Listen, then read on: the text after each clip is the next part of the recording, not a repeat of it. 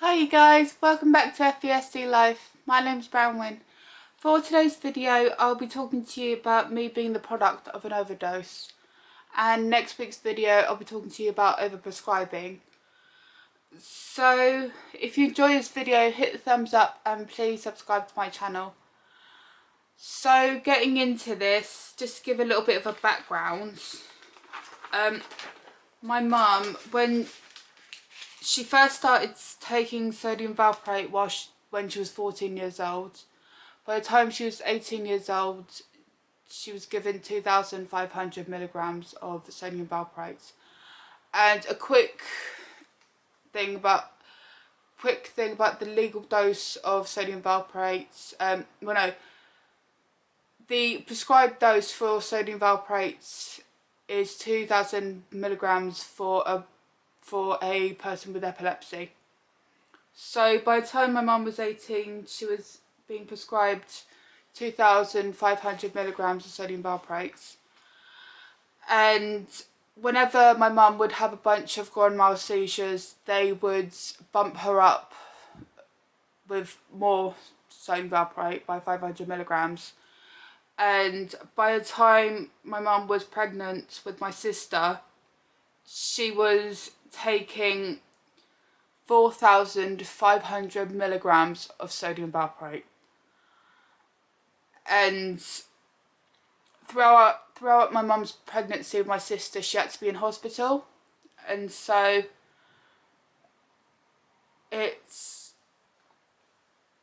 during the pregnancy, my mum had a big grand mal seizure and she was bumped up 500 more to 5,000 milligrams of sodium valproate.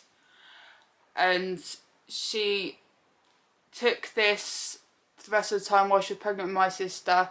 And she was taking this while she was pregnant with me, and she was taking 5,000 milligrams of sodium valproate while about 14 years longer, until she was given another medication called lamotrigine. And so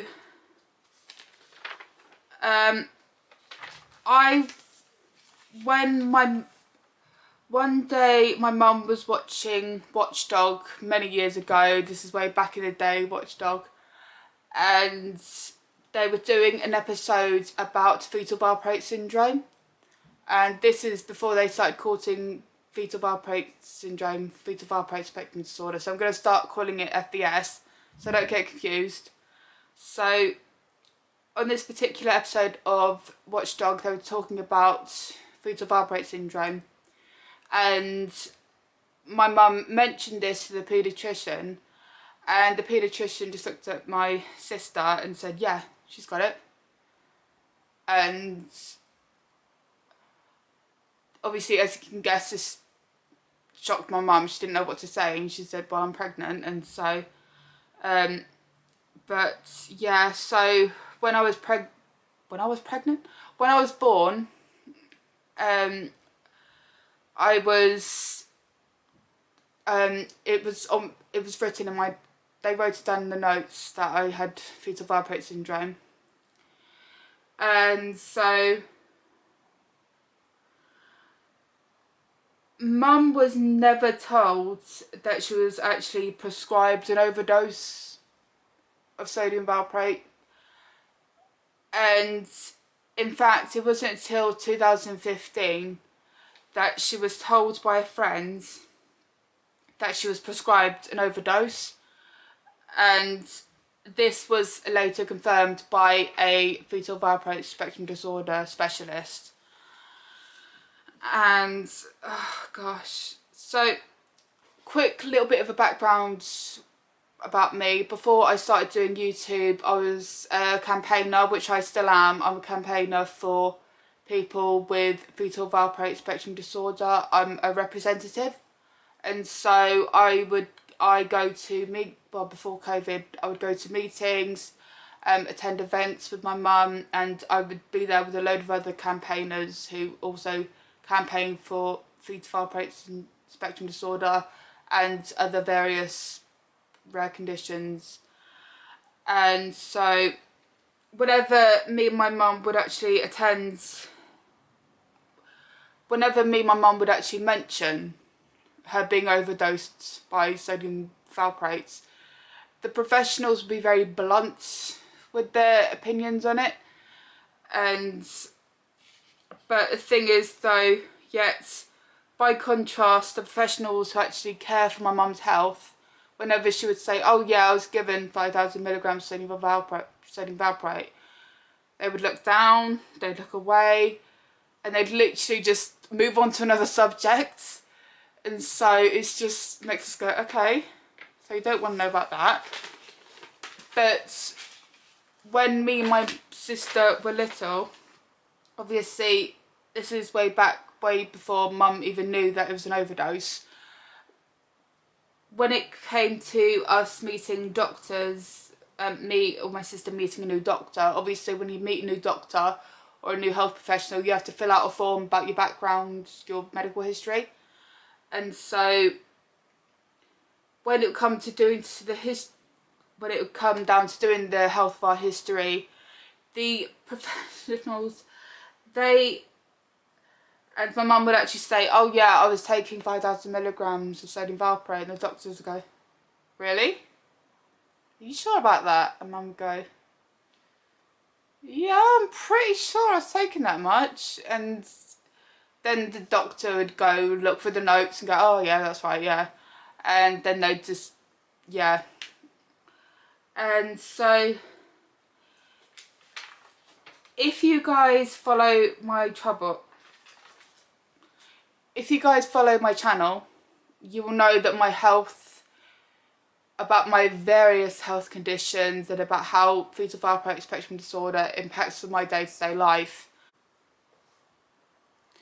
My feelings of being a product of a large ongoing overprescribed dose, it's changed so much over the years.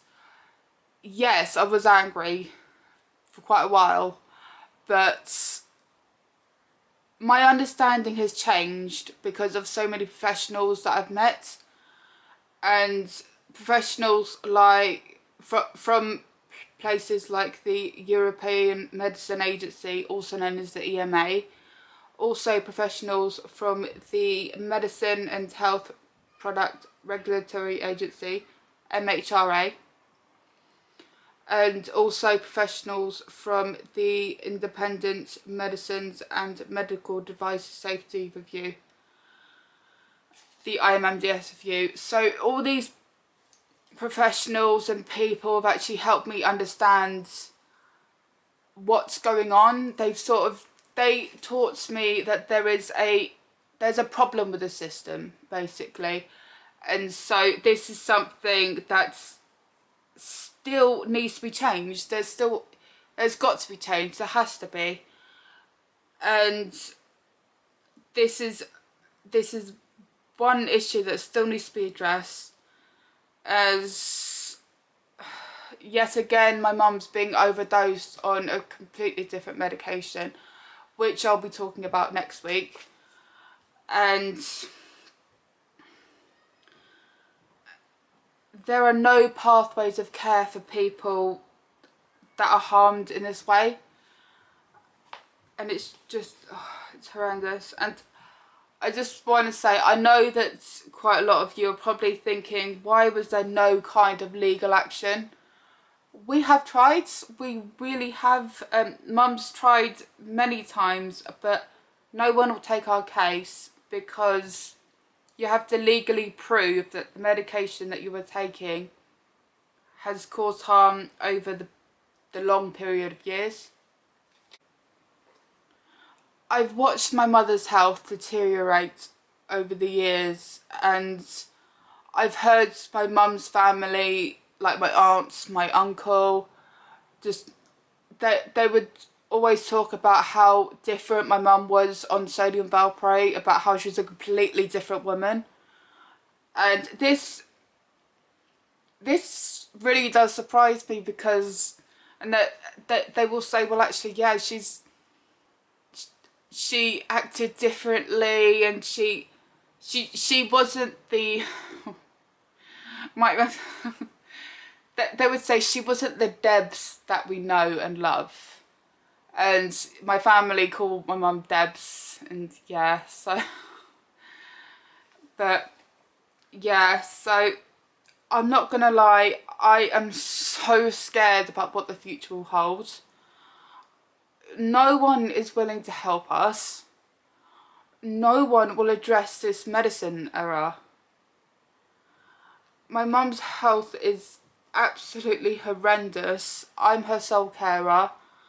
I really don't know how we're coping as a family, yet we take things one day at a time. We really do.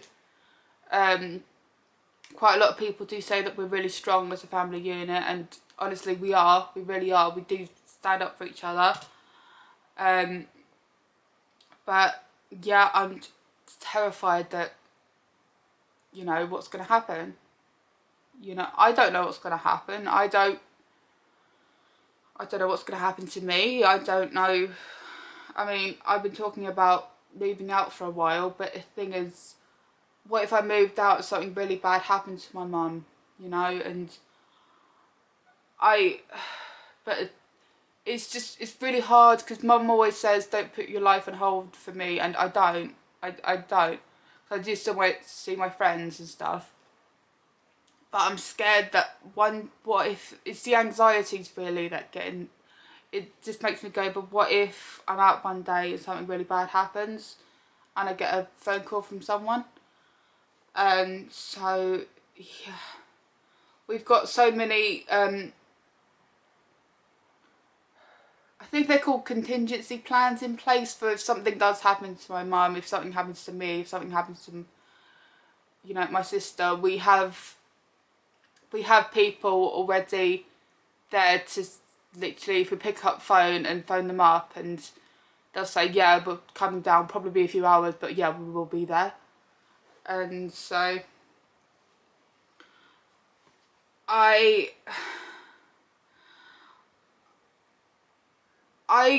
do tell people, I do actually say, yeah, I do have fetal valproate spectrum disorder, but I do also say, well, mum took 5,000 milligrams of sodium valproate when she was pregnant with me. And people, I get so many weird responses to it when I tell people my story. They either become so apologetic that this has happened to me, or they'll say, you're so unbelievably strong and I don't know how you keep going. And I always respond the same way. It's not your fault. It is what it is. I take it one day at a time, like my mum and my sister. We always try to look on the positive side of everything. I mean, you know, it's just, it is what it is, you know. And I'm not gonna lie, there are days where I just don't feel strong at all, but I do put a smile on my face and yeah, put one foot forwards and the other one in front and just keep going. But I just want to say, yes, I fight. But I don't just fight for myself. I fight for every single family that's been affected by sodium valproate. And this isn't just families who have given birth to the child. This is families who could have potentially, who have adopted the child or fostered a child who has fetal valproate spectrum disorder. And I think that every single family is strong. It's not just my family, it's every single family. It's the fathers that stay there, it's the mums that stay there. It's, you know, especially those families that, you know, all the families are incredible and so strong. And yeah, I mean, I'm one voice of so many, you know. And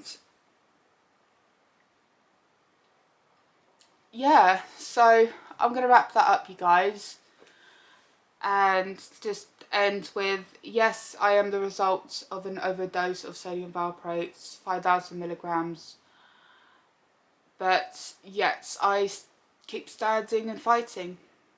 And yeah, I hope you guys are staying safe. And next week I'll be talking about overprescribing in general, and mainly about another medication that my mum's being overprescribed on.